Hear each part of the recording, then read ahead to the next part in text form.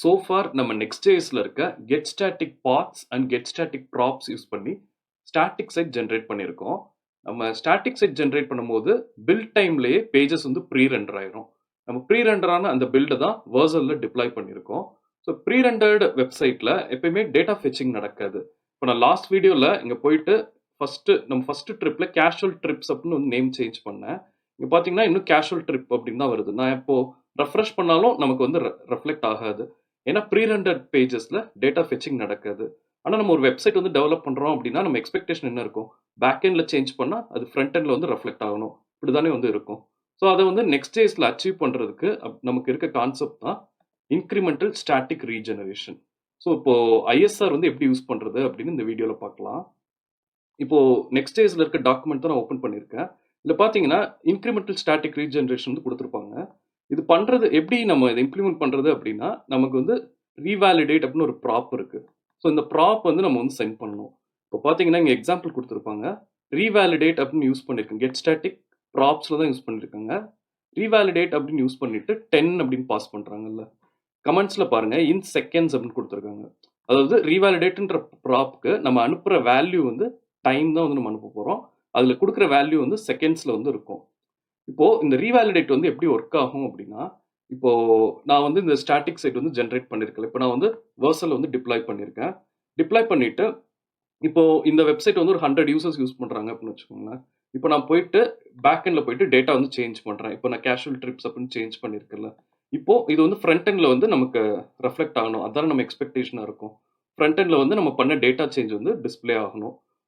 அப்போ இந்த அதாவது ஐஎஸ்ஆர் வந்து எப்படி ஒர்க் ஆகும்? அதாவது இன்க்ரிமெண்டல் ஸ்டாட்டிக் ரீஜெனரேஷன் எப்படி ஒர்க் ஆகும் அப்படின்னா இப்போ இந்த 100 யூசர்ஸ் இப்போ நம்ம வந்து ஃபர்ஸ்ட் நம்ம என்ன டைம் கொடுத்துருக்கோம் பார்ப்போம். இப்போ ரீவேலிடேட் வந்து 10 அப்படின்னு கொடுத்துருக்கோம்னா 10 செகண்ட்ஸ்க்கு ஒரு தடவை அந்த பேஜை வந்து அது செக் பண்ணும் பேக் எண்ட்ல டேட்டா சேஞ்ச் ஆயிருக்கா அப்படின்னு. நம்ம வந்து எதுவுமே பண்ண வேண்டியதில்ல. பேக்ரவுண்ட்ல இந்த ப்ராசஸ் வந்து Next.js வந்து ஹேண்டில் பண்ணும். ஆல்ரெடி ப்ரீ ரெண்டர் ஆன பேஜஸ்ல எந்த பேஜுக்கான டேட்டா சேஞ்ச் ஆயிருக்கோ Next.js அந்த பேஜ் மட்டும் ரீஜெனரேட் பண்ணும். இப்போ பார்த்தீங்கன்னா இது இது எப்படி ஒர்க் ஆகும் அப்படின்னா இப்போ நம்ம வெப்சைட் வந்து Vercel வந்து டிப்ளாய் பண்ணியிருக்கோம்ல. இதில் 100 யூசர்ஸ் வந்து யூஸ் பண்ணுறாங்க அப்படின்னு வச்சுக்கோங்களேன். அதில் ஃபர்ஸ்ட் எந்த யூசர் இப்போ கேஷுவல் ட்ரிப்க்கான டேட்டா வந்து சேஞ்ச் ஆயிருக்கு அப்படின்னா ஃபர்ஸ்ட் யூசர் ஏதாவது அந்த 100 யூசர்ஸ்ல ஏதாவது ஒரு யூசர் வந்து ஆப்பை லான்ச் பண்ணணும். லான்ச் பண்ணோடனே நமக்கு இங்கே எவ்வளோ டைம் கொடுத்துருக்கோம் ரீவேலிடேட்ல எவ்வளோ டைம் கொடுத்துருக்கோமோ இப்போ ஃபார் எக்ஸாம்பிள் நான் வந்து 1 செகண்ட் அப்படின்னு கொடுத்துருக்கேன்னு வச்சுக்கோங்களேன். 1 செகண்ட் ஒரு தடவை நம்ம Next.js வந்து பேக் எண்ட் வந்து செக் பண்ணிட்டு இருக்கோம். டேட்டா வந்து சேஞ்ச் ஆகுதா அப்படின்னு சொல்லிட்டு.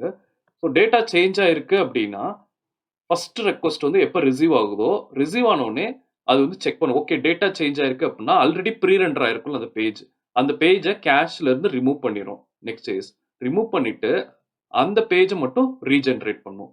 இப்போ நான் சொன்ன கான்செப்ட் வந்து இங்கே உங்களுக்கு கொடுத்துருப்பாங்க. இதை ரீட் பண்ணி பார்த்தீங்கன்னா உங்களுக்கு தெரியும்.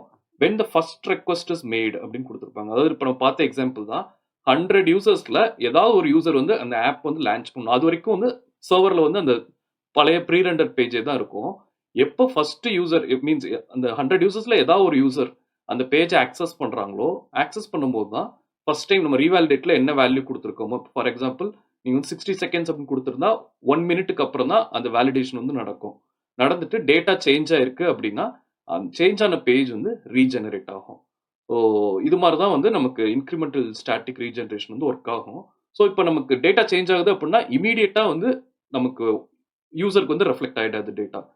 கொஞ்சம் டைம் எடுக்கும். பட் ஒன்ஸ் வந்து அது சேஞ்ச் ஆயிடுச்சு அப்படின்னா 100 யூசர்ஸ்க்குமே அவங்களோட வெப்சைட் ஒன்ஸ் லான்ச் பண்ணும்போது அவங்களுக்கு வந்து அந்த நியூ பேஜ் தான் வந்து வரும். அதாவது நியூ டேட்டா என்னவோ அதான் வந்து ரெஃப்ளெக்ட் ஆகும். இப்போ இந்த ஐஎஸ்ஆர் கான்செப்டை நம்ம கோட்ல வந்து இம்ப்ளிமெண்ட் பண்ணலாம். இப்போ நான் கோட் ஓப்பன் பண்றேன். இப்போ கோட்ல பார்த்தீங்கன்னா நம்ம இப்போ இங்க உங்களுக்கு எக்ஸாம்பிள் கொடுத்துருப்பாங்க. இதில் பார்த்தீங்கன்னா கெட் ஸ்டாட்டிக் ப்ராப்ஸ்ல தான் வந்து நம்ம யூஸ் பண்ணணும். ரீவேலிடேட் அப்படின்னு இருக்குல்ல. நான் இந்த ப்ராப் அப்படியே காப்பி பண்ணிக்கிறேன். ஸோ பார்த்துக்கோங்க ப்ராப்ஸ் இருக்கு. ப்ராப்ஸ்க்கு அடுத்து நம்ம ரீவேலிடேட் வந்து அனுப்பலாம். ஸோ நான் இங்கே போயிட்டு இப்போ ஃபர்ஸ்ட் இந்த பேஜ் Index.js போகிறேன். இங்கே கெட் ஸ்டாட்டிக் ப்ராப்ஸ் யூஸ் பண்ணுறோம்ல. நான் இங்கே வந்து ரீவேலிடேட் வந்து பாஸ் பண்ணுறேன். இங்கே வந்து 10 இருக்கு நான் 1ன்னு மாற்றிடுறேன். ஏன்னா அப்போ தான் நமக்கு டெஸ்ட் பண்ணுறதுக்கு ஈஸியாக இருக்கும். ஸோ நான் இங்கே வந்து 1 மாற்றிடுறேன்.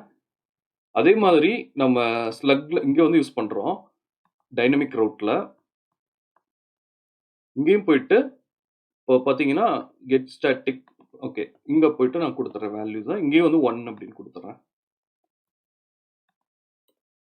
ஓகே. இப்போ நம்ம ரீவாலிடேட்ன்ற கான்செப்ட் வந்து ஆட் பண்ணியிருக்கோம். ஸோ இது வந்து நம்ம எப்பயுமே லோக்கல்ல டெஸ்ட் பண்ண முடியாது. ஏன்னா லோக்கல் ஹோஸ்ட்ல வந்து இந்த இந்த மாரி பிஹேவியர் ரீவாலிடேட் இந்த இன்கிரிமெண்டல் ஸ்டாட்டிக் ரீஜெனரேஷனே வந்து டெஸ்ட் பண்ண முடியாது. நம்ம சர்வர்ல டிப்ளாய் பண்ணா மட்டும் தான் வந்து டெஸ்ட் பண்ண முடியும். இப்போ பார்த்தீங்கன்னா, ஆல்ரெடி பில்டு வந்து நம்ம மெயின்ல இப்போ நான் எல்லாத்தையும் மெயின்ல மெர்ஜ் பண்ணியிருக்கேன். அங்க தான் பில்ட் இருக்கு. ஸோ நான் இப்போ நான் கமிட் பண்றேன் அப்படின்னாலே, இமிடியேட்டா வந்து பில்டு வந்து ட்ரிக்கர் ஆயிடும். Vercel வந்து அப்படிதான் வந்து எப்பயுமே மெயின் பிரான்ச் வந்து மானிட்டர் பண்ணிட்டு இருக்கோம். எப்பல்லாம் மெயின் பிரான்ச்சஸ்ல சேஞ்ச் நடக்குதோ, அப்பல்லாம் பார்த்தீங்கன்னா, Vercelல ஆட்டோமேட்டிக்கா நம்ம போய் எதுவும் பண்ண வேண்டியதில்ல. இப்போ பார்த்தீங்கன்னா, இங்க இருக்குல்ல, இது வந்து ஆட்டோமேட்டிக்கா பில்ட் வந்து ட்ரிக்கர் பண்ணிடும். இப்போ பாருங்க. நான் போயிட்டு இங்க கமெண்ட்ஸ் வந்து ISRன்னு சேஞ்ச் பண்ணிக்கிறேன். ஏன்னா இன்கிரிமெண்டல் ஸ்டாட்டிக் ரீஜெனரேஷன் தானே பண்றோம். ஸோ அது வந்து சேஞ்ச் பண்ணிக்கிறேன். சேஞ்ச் பண்ணிட்டு பார்த்தீங்கன்னா, இங்க 2 ஃபைல் வந்து சேஞ்ச் ஆயிருக்கு. ரீவாலிடேட் வந்து இங்க 2 இடத்துல ஆட் பண்ணியிருக்கோம். ஸோ நான் கமிட் அண்ட் புஷ் குடுக்குறேன்.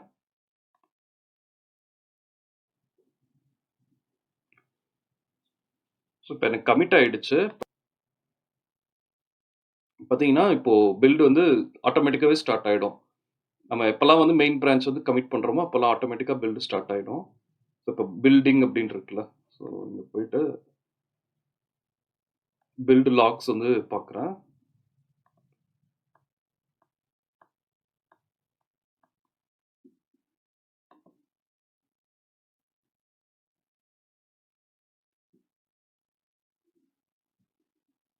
ஸோ பார்த்தீங்கன்னா, பில்ட் ப்ராசஸ் வந்து கம்ப்ளீட் ஆயிடுச்சு. இப்போ பார்த்தீங்கன்னா, பிரான்ச் மெயின் காமிக்குதுல்ல.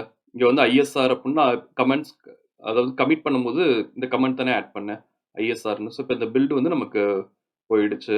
இப்போ இத ஓப்பன் பண்றேன். ஓகே. இப்போ பாருங்களேன், கேஷுவல் நம்ம ட்ரிப்ஸ் அங்க வந்து சேஞ்ச் பண்ணியிருந்தோம்ல. அது வந்து இப்போ ரிஃப்ளெக்ட் ஆயிடுச்சு. இப்போ நம்ம 1 செகண்ட் ரீவாலிடேஷன் டைம் வந்து 1 செகண்ட் வச்சிருக்கோம். இப்போ நான் கன்டென்ட்ஃபுல்ல போயிட்டு திரும்ப சேஞ்ச் பண்றேன். ம். சும்மா எஸ் வந்து ஆட் பண்றேன். இப்போ எப்படி வருது பார்க்கலாம். பப்ளிஷ் சேஞ்சஸ் குடுக்குறேன். பார்த்தீங்கன்னா, இமிடியேட்டா நமக்கு ரிஃப்ளெக்ட் ஆகாது. நான் இப்போ பேஜ ரெஃப்ரெஷ் பண்றேன். பார்த்தீங்கன்னா, இன்னும் நமக்கு ரிஃப்ளெக்ட் ஆகல. இப்போ ரிஃப்ளெக்ட் ஆகுதுல்ல. ஸோ நெக்ஸ்ட் டைம் பண்ணோனே ரிஃப்ளெக்ட் ஆகுது. இப்போ ரீட் மோர் குடுத்து உள்ள போனாலும், இப்போ இங்க இன்னும் பழைய பேஜ் தான் வந்து இருக்கு. நான் ரெஃப்ரெஷ் பண்றேன். இப்போ பார்த்தீங்கன்னா, இங்கேயும் வந்து நான் 2 டைம்ஸ் ரெஃப்ரெஷ் பண்ண பிறகு வந்து பேஜ் வந்து நடந்துச்சு. ஸோ இது மாரி தான் வந்து நடக்கும். நமக்கு இமிடியேட்டா வந்து ரிஃப்ளெக்ட் ஆகாது. இன்கிரிமெண்டல் ஸ்டாட்டிக் ரீஜெனரேஷன் நடக்கிறப்போ, இமிடியேட்டா வந்து சேஞ்சஸ் ரிஃப்ளெக்ட் ஆகாது. ஒரு ஸ்லைட்டா வந்து ஒரு டிலே இருக்க தான் செய்யும். நம்ம 1 ஆர் 2 டைம்ஸ் ரெஃப்ரெஷ் பண்றோம் அப்படின்னா, அதுக்கப்புறம் வந்து சேஞ்சஸ் ரிஃப்ளெக்ட் ஆகும். இப்ப நான் சொன்ன அதே கேஸ் வந்து அஸ்யூம் பண்ணிக்கிட்டேன்னா, இப்போ 100 யூசர்ஸ் வந்து இந்த வெப்சைட் வந்து யூஸ் பண்ணிட்டு இருக்காங்க அப்படின்னா, ஒன்ஸ் நான் வந்து ரெஃப்ரெஷ் பண்ண உடனே எனக்கு சேஞ்சஸ் ரிஃப்ளெக்ட் ஆகி இப்ப நான் வந்து ஃபர்ஸ்ட் ரெக்வெஸ்ட் வந்து மேக் பண்ணிட்டேன். அப்போ வந்து சர்வர்ல இருக்க ப்ரீ ரெண்டட் பேஜ் வந்து கேஷ்ல இருந்து ரிமூவ் ஆயிட்டு, NextJS வந்து இன்னொரு பேஜ் வந்து ரீஜெனரேட் பண்ணிரும்.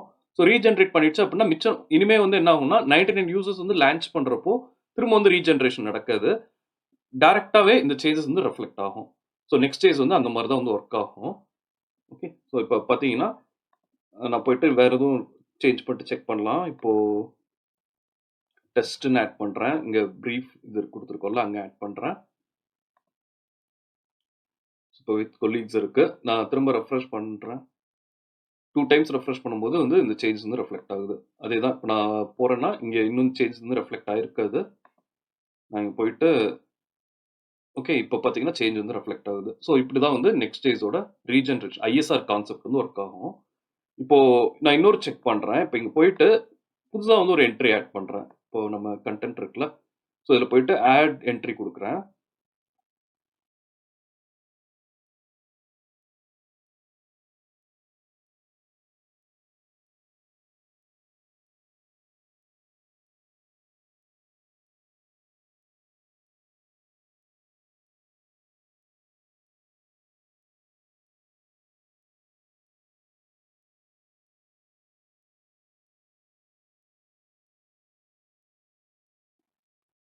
இப்போ நான் புதுசா வந்து ஒரு என்ட்ரி வந்து கிரியேட் பண்ணியிருக்கேன். கிரியேட் பண்ணிட்டு பப்ளிஷ் பண்றேன்.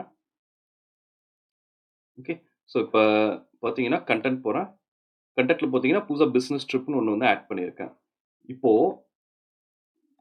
ஹோம் டேஷ்போர்ட் போறேன். டேஷ்போர்ட் போனா இன்னும் நமக்கு வந்து அது ரெஃப்ளெக்ட் ஆகலல்ல. இப்ப நான் போயிட்டு 1 டைம் ரெஃப்ரெஷ் பண்ணியிருக்கேன். ஸோ நெக்ஸ்ட் 2 டைம்ஸ் பண்ண உடனே வந்து நமக்கு இப்போ பிசினஸ் ட்ரிப் வந்து இங்க ரெஃப்ளெக்ட் ஆகுது. இப்போ நான் ரீட் மோர் கிளிக் பண்ணுறேன். ரீட் மோர் கிளிக் பண்ணீங்கன்னா உங்களுக்கு 404 தான் வருது பாருங்களேன். அந்த பேஜ் வந்து வரல. அதாவது நம்ம கெட் ஸ்டாட்டிக் ப்ராப்ஸ் மட்டும் தான் இப்போ ஒர்க் ஆயிருக்கு. இது வந்து ஒர்க் நம்ம இங்கே ரீடைரக்ஷன் கொடுத்துருக்கனால நமக்கு இங்க வந்துருச்சு. ரீட் மோர் கொடுத்தோன்னா அந்த பேஜ் வந்து ஏன்னா கெட் ஸ்டாட்டிக் பாத்ஸ் வந்து எக்ஸிக்யூட் ஆகாது. நம்ம ரீவாலிடேட் வந்து கெட் ஸ்டாட்டிக் ப்ராப்ஸ் மட்டும் தானே கொடுத்துருக்கோம். இப்போ நம்ம டைனமிக் ரவுட்ஸை வந்து ரீஜென்ரேட் பண்ணுறதுக்கு அதுக்கு தனியாக இன்னொரு கான்செப்ட் இருக்கு. ஃபால் பேக் அப்படின்னு நம்ம அது வந்து நெக்ஸ்ட் வீடியோவில் பார்க்கலாம். ஏன்னா அது பார்க்கறதுக்கு முன்னாடி நம்ம யூஐல சில அட்ஜஸ்ட்மெண்ட்ஸ் பண்ணணும். யூஐல சேஞ்ச் பண்ணிட்டு தான் நம்ம வந்து ஃபால் பேக் வந்து இம்ப்ளிமெண்ட் பண்ண முடியும். ஸோ அது எப்படி பண்ணுறது அப்படின்னு நெக்ஸ்ட் வீடியோவில் பார்க்கலாம். இந்த வீடியோவில் டவுட்ஸ் வந்து எனக்கு கமெண்ட் செக்ஷனில் ஆட் பண்ணுங்கள். நான் உங்களுக்கு கிளாரிஃபை பண்ணுறேன். தேங்க்யூ.